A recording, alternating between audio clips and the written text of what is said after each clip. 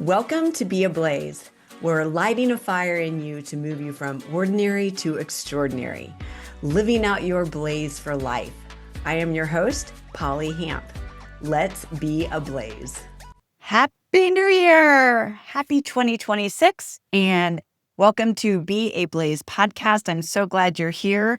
We had a pretty adventurous 2025. My last podcast last week that dropped went over I believe it's actually 24 podcasts. I think I said 23 or 22. I meant 24, just little details, whatever.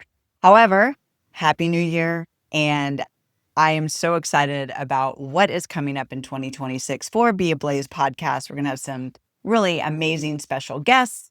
And if you ever have any guests that you're like, hey, oh my gosh, this person would fit so great on Be a Blaze podcast, just shoot me an email at hello@tdahyu.com and connect me to them. Or you can connect me on the socials. I would love to interview them and see if they would be somebody that would fit the podcast. So I'm always looking for powerful, blazy stories that include health and hope and mindset and all of those things. Today, I want to launch us into 2026 with a message of fire and what is inside of each one of us to live out this incredible gift and this incredible life that we all have an opportunity to live out. And so many times, so many of us have just gotten into this rut of life and living in this yuck kind of place. I really am hoping that today's episode lights a fire in you to really live by being ablaze. You've heard my story, and I even talked about it, I believe, in the last podcast of how Be Ablaze came to be, how my name Blaze was my stage name into the sex industry, and that Blaze was my stage name, and how my name got redeemed by God saying, your name has always been Blaze. I put that fire in you, and what the enemy tried to kill you with is the very thing that I put in you to live out. And so many things along life have tried to silence the blaze, has tried to put it out. And not just the outside world, but also me. There have been times where I'm like, you know what, I'll just douse this fire out. I want this episode. I was writing it out and writing some notes and looking at it, and I'm like, I think this might be a raw episode, which is a lot of times not my style very much. Hey, you have a choice, and I want you to think about it, and I want you to dig deep in there and contemplate and then connect to self and understand your brain, neuroscience, and then the power of the things that we can do to change it, which all of those are part of this. And all of this is really important. Sometimes we just need a good talking to. Sometimes we just need a good, come on, let's go. Somebody behind you cheering you on, saying you are so much more than how you're living right now. There is so much more inside of you that you have, that if you are in this stuck place, and you may not be there, you may be listening going, I don't feel like that's me. That's okay. And I'm so glad if you're living out your blaze, oh my gosh, please comment, please share and say, I am living this out and I feel fully alive. Please, because not everybody is in a crap place. Not everybody is dealing with their demons, and not everybody is dealing with heaviness and depression and trauma. But for those that are, that's what this episode is about, is for you to just dig at that fire and that flame that's inside of you. And I will tell you, it's not that far away. It's not so deep that you can't dig it back up. It is like right there at the surface. And like I said, this is very much a different podcast for me because I'm going to be rawing you. Let's go. Let's get that fire. Sometimes we just need yeah. Like I got somebody behind me who's cheering me on. The other day, actually, it's been probably a few months ago, and maybe you've seen this circulating. Somebody said, I've heard it said, I would die for my kids. I would die for my family, whatever that is, because you may not have kids, but I would die for my family. That's like how passionate I am. But then they said, would you live for yourself? Instead of dying I would die for my kids. I would die for my family. Will you live for yourself? I love that reframe. I love that shift in thought process and thinking is, am I willing to live a fully alive life that gives my kids and my family and my friends a front row seat to my aliveness, to me taking such good care of myself mentally, physically, spiritually, emotionally? Am I willing to do that level of work to exemplify and to show the people around me and the people that I love that I am willing to live for me and be this beautiful example of being a blaze, of being a fire? And am I willing to do that? Or am I living a life of mediocrity? Am I being only half of who I'm truly created to be? Am I only living as much as I have to live in order to just survive? And I will say so many of us just live enough to survive. And so many times we don't even know what it can look like on the other side of life, thinking it's like, I don't even know what being fully alive is. But it's like life happens. Do you remember being a kid? I'm from the Gen X era, and I'm guessing the boomers were like this. I am pretty sure millennials, part of the millennials. I'm not sure generations now. I hope so. The Gen Zs and all the ones preceding my Gen Xing. And so I don't want to be ignorant. But when I was a kid, the majority of us could not wait to get out of the house. We could not wait to be on our own. We could not wait to be independent, have our own apartment, or go to college and have our own lives. We just couldn't wait. We couldn't wait to get our cars. Man, when I got a bike, I rode everywhere. I didn't want to be home. Like we also had the opportunity. It was a different world and a different time, and I understand that. However, it's the safety of home and the safety, I think, that the pendulum swing of, I was so independent that do we raise kids to be dependent because we don't want them to think that they have to get out of the house at 18? And I'm not going to go into this whole psychological explanation of how we raise our kids and things like that, but it's a formation that's important for each generation to look at. Because you've got the hyper independence, and then you've got the hyper dependence, and then you've got the in betweens and all the things. And so it's this place of really taking stock of how you were raised. And for me, I was raised very independently. And there's a lot of positives about that, but there's also a lot of negatives about that. You just survive. You do it. You can't wait to get out on your own because my parents don't know anything. And they're trying to control me, and how dare they try to control me, blah, blah, blah, blah, blah, all this thing because I know better. Just one of the jokes in my family, when I was 14 years old, I wanted to go live with the homeless population. And I wanted to learn what it was like, just so I could understand their plight, their struggles. And I was hell-bent on thinking that it would be okay as a 14-year-old girl to go live in that environment to understand. And my parents were like, no, absolutely not. They had an understanding. They had a picture because they had grown up and lived a different life, and they had a lot more life than the 14 years that I had lived. But I thought I knew everything. I thought I knew so much more than they did, and they just didn't understand. And they were trying to control me and try to control my life and shut me down. And I was so mad that they would not let me do that. Now, as a mom, now, of course, my kids they're 30 years old, almost 30 years old, they're grown. And I'm just like, if my girls came to me as a mom when they were 14, can we go live with the homeless? Or so we can understand, I'd be like, no way. No, are you kidding me? And then they'd be like, mom's just trying to control us. And so it's this thing of this mindset of we mature, we understand things in different ways as we grow up. But there was a fire and a passion at me at age 14 to how can I help? How can I love these people and understand these people of what happens to get to a place where you no longer have a home. So whatever that is, I started a ministry reaching out to women in the sex industry because it was actually my story. But I had learned what that industry was like personally because I was in it. And over time, there's things as we have these desires in our heart. And I wasn't wrong at age 14. I had a passion and a desire, and I wasn't wrong.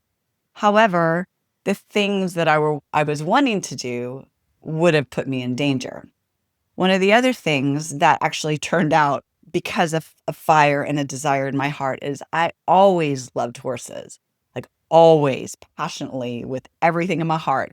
And I am a city girl. I was born and raised in the city. The only time I lived out in the country is when I actually worked at a horse farm. But I created this desire inside of me that was very powerful. I would go to a summer camp in East Texas every summer, and I was always at the corral where we would do trail rides. If I could be at the horse corral, I would be at the horse corral. If I would just stand there and watch. But I'm this kid and didn't know anything about horses, but I got to do horse stuff. I got to trail ride. We would do fair Fridays, and they had this arena, and I got to learn how to barrel race and do all these different experiences, which was so much fun. But it was a passion and a desire in me, so much so that I kept doing it when I was in college. Even when I was dancing, I connected to a roping group that I got to be around horses and ride horses.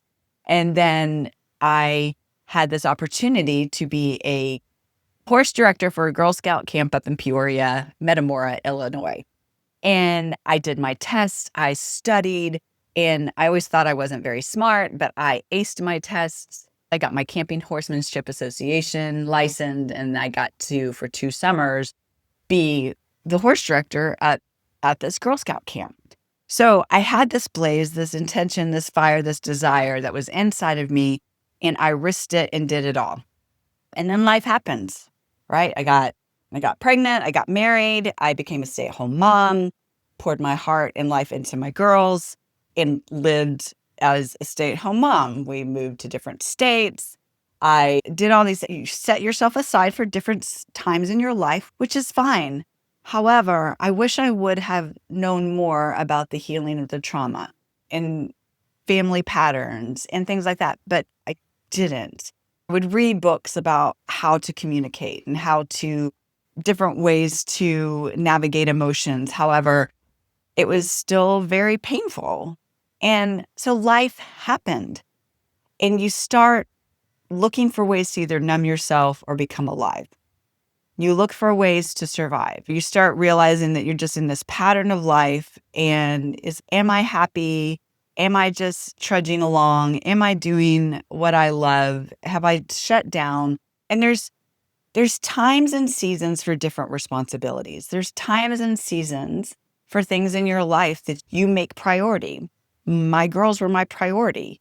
My family was my priority. And I still did art. I would start different companies. The first company I started was called Colorado Cuties, and I made little dress-up skirts when we lived in Colorado and would sell them at craft fairs and to moms in our neighborhood in the school. And I loved starting businesses. I come from an entrepreneurial family background. My grandpa was an entrepreneur. My biological father was an entrepreneur. It's in my background. There are things that I'm doing that I would dream about and want, and then still life happened. Do you ever stop and ask, what happened? What happened to me? Life happened. Bills, family, jobs, marriage, being single. Maybe you've wanted kids and can't have kids, or you didn't want kids and you ended up having a child. You've had loss, diagnoses, and instead of being ablaze, your fire has been burned out. How do you change that to live your life? Again, like I was saying, it's going to be contingent on the season of life you're in. If you're at home and you've got lots of kids, or your kids are still at home and You have different stages of life, or I'm not married yet and I want to get married, and maybe you want kids, maybe you don't want kids, whatever it is. You look at the position of your life, you look at where you're living now and how you're living it. And do you wonder where your blaze is? Do you wonder where your fire is? And so one of the things I want to talk about in this time that we have together is living in this place of reality. We can look at our lives and go, this is my reality, which I think is important. But then I want you to remember that so many times the way that we see reality is distorted. It's the quote, we see the world as we are, not as the world is. Meaning, we see through our own experiences. We see through the lenses of our own reality, of our own experiences. So are we willing to be able to sit back and become the observer of self and look in and question how we see reality? I'm going to talk about body image. This is a really good way to explain reality versus how we see and experience ourselves. So if you have ever had an eating disorder, be that starvation, bulimia, or overeating, if you're obese or several pounds overweight, and you look in the mirror, and if you look in the mirror and if you either see yourself if you weigh 90 pounds and you see yourself fat, that's a distortion. That's a distortion of how you see. And that gets built by beliefs, by experiences, by emotions, and it shifts in our brain and our lenses of how we see ourselves. So you could also be obese and look in the mirror and say, I'm healthy. I look okay. However, the distortion of how you see yourself is not a true reality. My husband, he tells this story, so I feel like I'm allowed to tell the story. There is a picture of him. We were in Lake City, Colorado back in back in 21, maybe 19. Anyway, there's an outdoor piano in this cute little town, and he's sitting there, and I take a picture from behind him. So I get this angle of him, his back and his side. And he looked at that picture and he was like, is that me? Is that what I look like? And I was like, yeah, babe, what do you mean? And I had no idea I was that heavy. I didn't realize that my body was that big. And the story he tells is the reason why he didn't notice that is because he has a way of seeing where he would stand in front of the mirror and he's like, if my shoulders are wider than my hips, then I'm okay. I knew I was at 250 and was like, yeah, but I'm muscular. I've got muscles. But he never turned sideways. He never looked at his body in a different angle. He didn't see the reality of the weight that he was carrying that was actually harming him until that photo. I can't imagine that because as a woman, and not every woman is like this, I know, but as a woman, I looked at every single angle.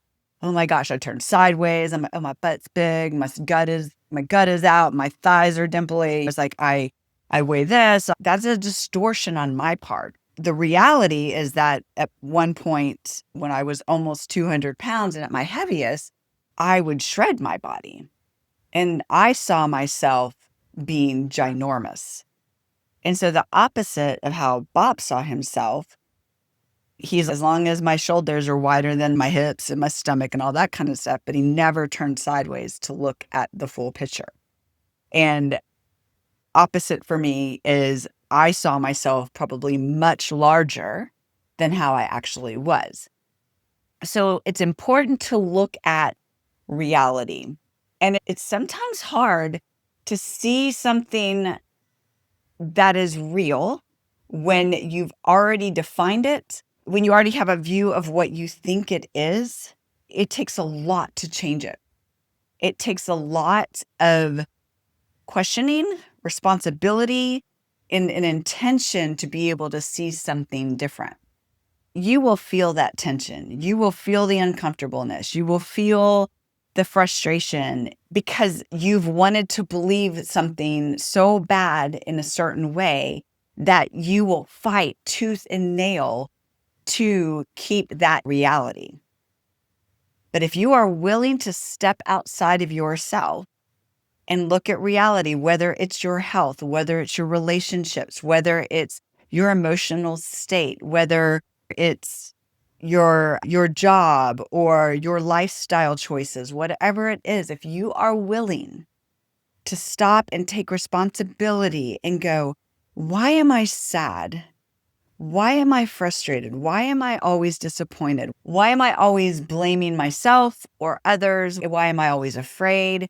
Why am I so negative? Or why am I hyper positive? Why? Why? And this why sometimes can keep you in a loop. So the shift I would have you make is to ask, how did I come to know this? How do I have this information? Did I become depressed? How have I become anxious? When did it start? And this isn't about diving deep and forever into these questions. It's about you being willing to become the observer of self, to stand outside of yourself and look inside and question how you see reality. It's going to be incredibly important for you to do that. If you are wondering where your fire is and where your blaze is, and if you're wondering, why are people always mad at me? Or why am I always mad at other people? Or why can't I keep a job? Or why do I stay in a job that's abusive? Why do I stay in a relationship that's abusive? Those are hard questions, but so important to be able to give you a new lens in how you see yourself and your environment and the world around you.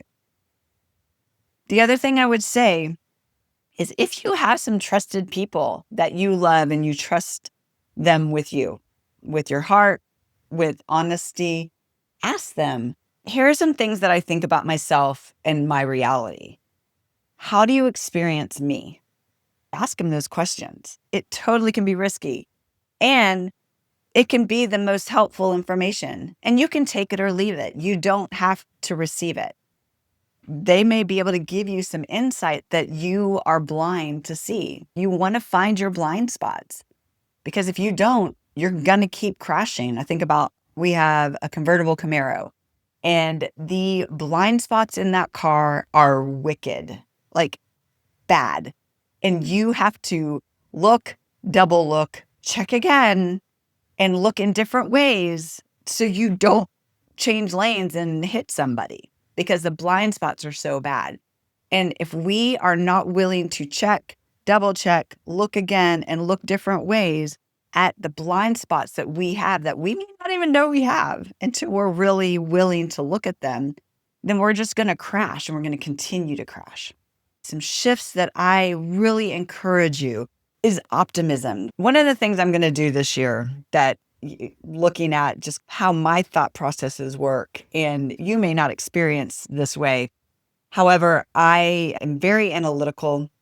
I very much have to study something. I have to understand it. I have to plow through it. And I want to know the things, because I have learned about myself that I have a hard time trusting, especially with all of the news and the media and all of the information out there. It's like I am incredibly analytical, because I don't want to just believe what I'm being told or what I'm being shown. Like, question everything, especially these days with AI and the changing of all this stuff. I realize that it is a big block for me in personal growth, because I have experienced myself for a very long time being a pessimist, being very worst case scenario. And I know this is a childhood, this isn't something new, but is definitely something that I've worked very hard on, allowing myself to be excited for things, allowing myself to have hope, allowing myself to see things in exciting ways. I have worked on that, and it has changed radically. But one of the things that I still get myself caught in is pessimism. So for me this year, I want to live radically optimistic and not unrealistic, but wake up and today's going to be a great day. Today, I am expecting something new, something unknown, something beautiful, something powerful, something exciting. I want to live that way every single moment. I think about my dogs. We have 2 corgis, and they are always freaking happy. They're like, let's wiggle, and they're like, hi, oh my gosh, I'm so glad to see you. And it's like, when is dinner? And they want to come up and they want to have snuggles. They're always optimistic. They're optimistic that when they bark, they're scaring off all of the horrible things that are happening around our house.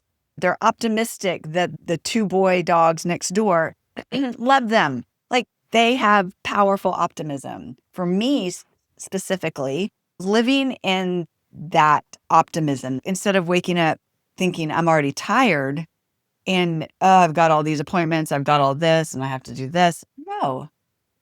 Wake up and say, hi, good morning. Today's going to be a great day. I am so excited about today. Yeah, I may have a lot to do. And there may be things in my a lot to do that I don't really like to do. But how can I change them in a way of I get to do this because I'm able-bodied? Because I have a home that I get to take care of, that I have a car that I get to take care of. I have a relationship with my husband that I get to take care of. I have a relationship with my kids that I get to nurture and take care of. And so having this optimism that's not blindly leading me astray. So having this optimism where you look at your life in a new way. The other thing I want to talk about is as you try to find your blaze and as you try to find your fire, sometimes it's important to be able to reframe the picture of how you see things.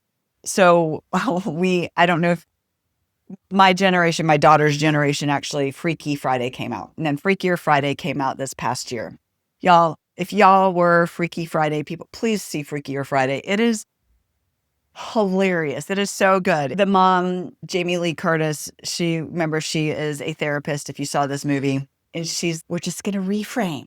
Let's take a deep breath and reframe. And they make fun of the reframe, which is pretty funny. And she uses it where it's pretty annoying. However, the reframe is so powerful. When you reframe something, it can literally change the experience and the definition of it.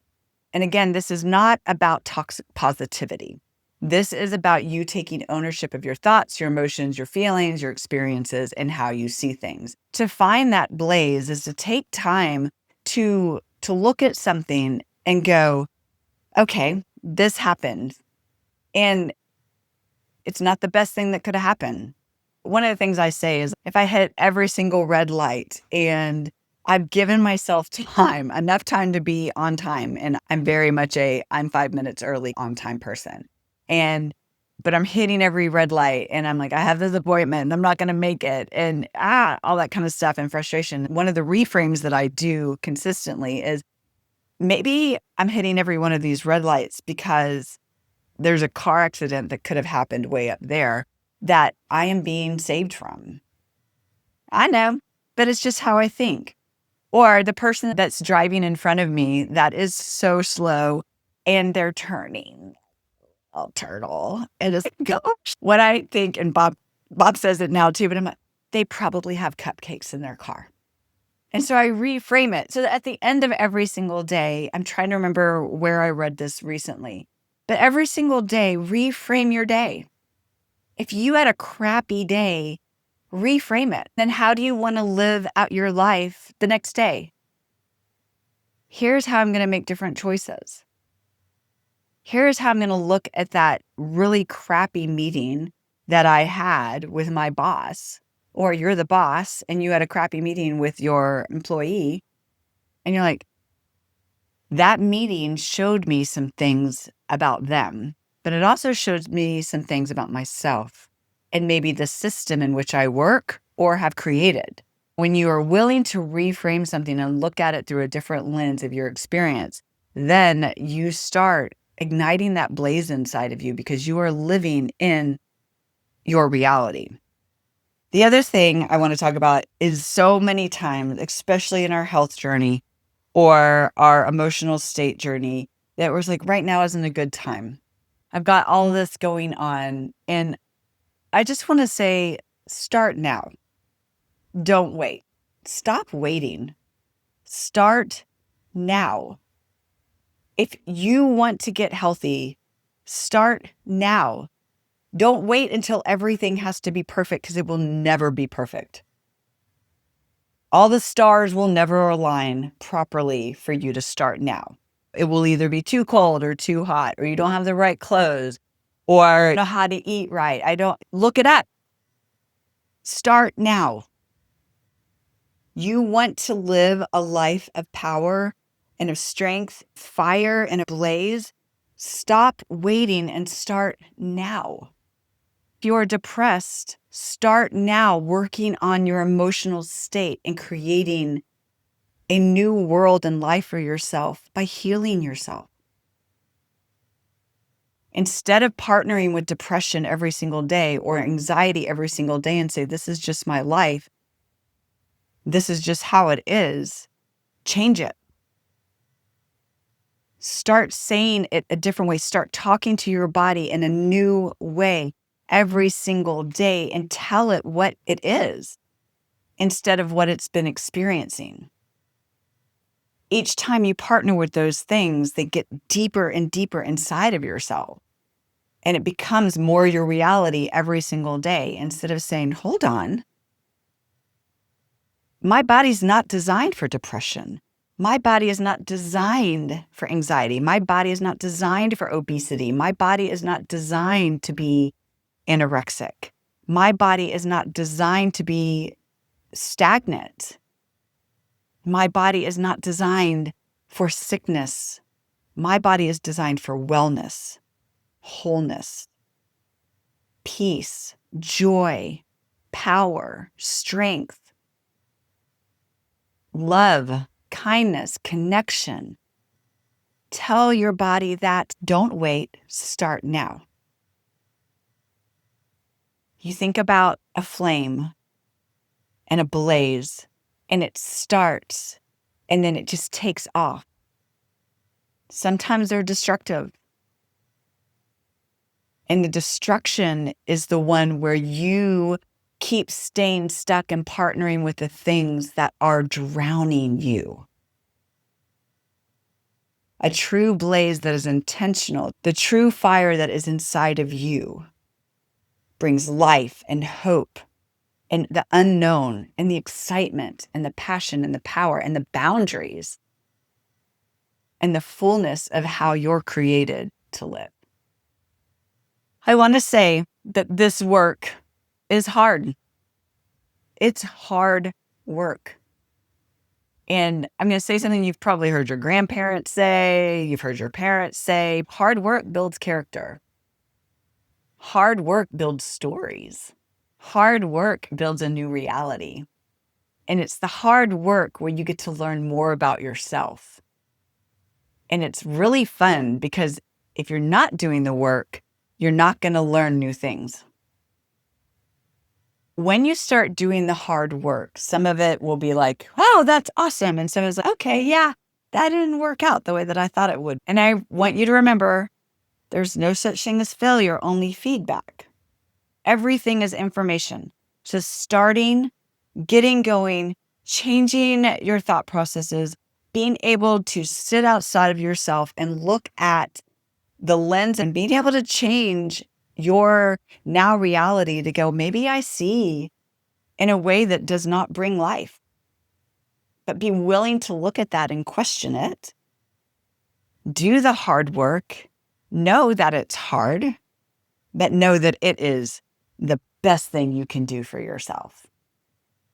Every time I've done something that has been really hard, really difficult, the payoff has been incredible. And it doesn't mean that I liked all of the hard parts, all of the hard work. But man, when you step back and you look at what you've done, you're like, I did that. that's in me. I have that in me. Like, it's hard work to not heal. It's hard work to live with anxiety and depression and obesity and anorexia and hate your body. That's hard work. But that hard work will keep you stuck and take you out and has no life. The hard work that reframes, that has optimism, that has clarity, that has this willingness to be open and understanding and have this ability to be able to have desire and to hope and to see in a new way. That hard work brings life. That hard work builds character. That hard work is your blaze. That's what it's all about. Start now and keep doing that. And that hard work will pay off where you look back and go, I overcame depression. I overcame anxiety. And instead of thinking I would die for my family or I'd die for my kids, you're like, no, I'm going to live for me. I'm going to be willing to live for me, because when I do that, my friends and my family and my kids and me all get the benefits of that, because I'm living truly as me and taking responsibility for myself, and they get the residual of that. That is your blaze. Please have faith in yourself. Maybe you've started over 1,000 times and you're like, I've done this over and over and over again 1,000 times and I'm so tired. Keep going. Keep going. Keep doing it. There will be breakthrough. Remember, you can't put new wine in old wineskins. Living in the new self is you living in the unknown and being willing to not have expectations of what your new reality will look like. That right there, when you live in the unknown, that opens up serendipities, that opens up possibilities, that opens up beautiful gifts that will surprise you around every corner. But if you already go, this is what it needs to look like, this is what it has to look like, and you already have expectations, then you are not leaving possibility open. You are not leaving the unknown open. You have no idea what life is going to look like when you no longer have anxiety. You have no idea what life is going to look like and be like and feel like when you no longer have depression. You have no idea what life is going to look like when you no longer stay attached to toxic relationships or toxic jobs. You don't know. So quit trying to fill that in. Just go, I am going to live whole. I'm going to live with my blaze. And I am going to allow the unknown to open up to me and me be surprised around every single corner of how freaking awesome life is when I live ablaze. The thing I want to wrap up with today is you have everything inside of you that you need to do this. And there are all kinds of programs out there, all kinds of opportunities out there that will help you if you've got serious trauma. Do the work. I did EMDR. I did lots of counseling. I've done a lot of different types of work to be able to heal. Look that up. Work on that. Desire that. There's a lot of free stuff. There's a lot of things that cost a lot of money. There's neurofeedback, all these things that can be really helpful to heal trauma. But start the work now. Because again, there's lots of information out there for you to be able to do that. I would love if you are on your health journey and are wanting something different. I would love to be a part of that. Tada offers an incredible program that helps you understand your brain. What's going on? Are you living in survival? Are you living in connection? We talk about dependence to independence. We talk about your internal dialogue and your family of origin and how to live this out. And yes, it's definitely connected to health. However, it is not only about losing weight, it is doing the emotional work. So I would love for you to check out, we have Reset Revolution, which is coming up January 12th, which is a 8-week cohort where we all go through it together. Or it's on demand. You can just jump in and start it anytime you want. But it helps you navigate the emotional work. And I would love for you just to check it out. So I'll put all of those links in there. But I truly believe in it. It is the work that I've done personally to be able to live with my blaze.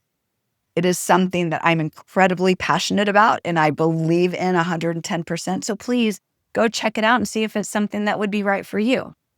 And with that, I'm going to wrap up. Again, I hope you have a beautiful, happy new year. And 2026 is going to be awesome. I cannot wait to see you in the next episode. Be sure to like, follow, download, subscribe, all of the things. Please share and help me get this podcast out to even more people. So love you guys. I hope you have a beautiful, blazy day. Thanks for tuning in to Be a Blaze podcast. If today's episode sparked something in you, don't keep the fire to yourself. Follow, like, download, and share it with a friend who needs the fire. Let's keep blazing trails together. This is Polly Hamp, and I will see you next time.